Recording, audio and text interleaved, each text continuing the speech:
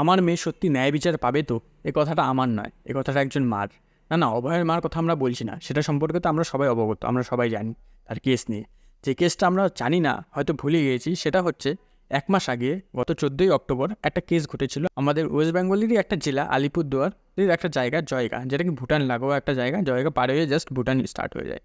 14ই October একটা বাচ্চা মেয়ে 7 বছরের নিখোঁজ হয়ে যায়, আর সেদিনই তাকে রেপ করে 3 জন এবং তাকে মার্ডার করা হয়। তার কিছুদিন পরে গন্ধ ছড়াতে থাকলে সেই 3 জন কী করে, তার শরীরে পেট্রোল ছিটিয়ে আগুন ধরিয়ে দেয়, যাতে আশেপাশে গন্ধ না ছড়ায়।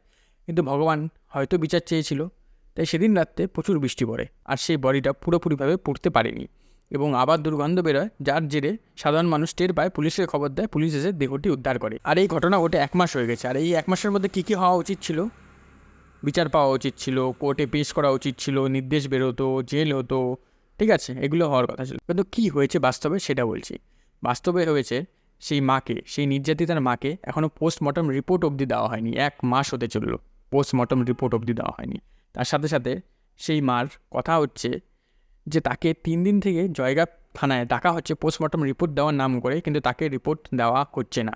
এবং তিনি একটা ইন্টারভিউতে বলেছেন যে আমি দরিদ্র, লেখাপড়া জানি না, তবে এতটুকু বুঝতে পেরেছি আমার মেয়ের রিপোর্ট নিয়ে কিছু একটা গোলমাল করা হচ্ছে। পুলিশ প্রশাসন পারে আমার মেয়েকে ন্যায় বিচার দিতে, রিপোর্ট পেলে আমাদের সুবিধা হতো। আমরা অভিযুক্তদের ফাঁসি চাই, কিন্তু তার জন্য প্রমাণ তো লাগবে। সে প্রমাণটা কোথায়? প্রমাণ তো লাগবে, তাই না? কোর্টে দোষীকে দোষী প্রমাণ করার জন্য প্রমাণ তো লাগবে। সেই প্রমাণটাই তো দেওয়া হচ্ছে না এখনও সেই নির্যাতিতার পরিবারকে। ভাবতে পারছেন জিনিসটা কী হচ্ছে? তার মধ্যে আরও কী কী ঘটেছে সেটা বলছি। সেই একই ব্যাপার, যেরকম 10 লাখ টাকা দেওয়া হয়, সেরকম লোকের কাছে এসে, পরিবারের কাছে এসে, নির্যাতিতার পরিবারের কাছে এসে বলা হয় যে আপনাদের 10 লাখ টাকা দেওয়া হবে, যার জন্যে জয়গাঁর স্থানীয় লোকরা খুবই ক্ষেপে গিয়েছে যে আমরা বিচার চাই, 10 লাখ টাকা না।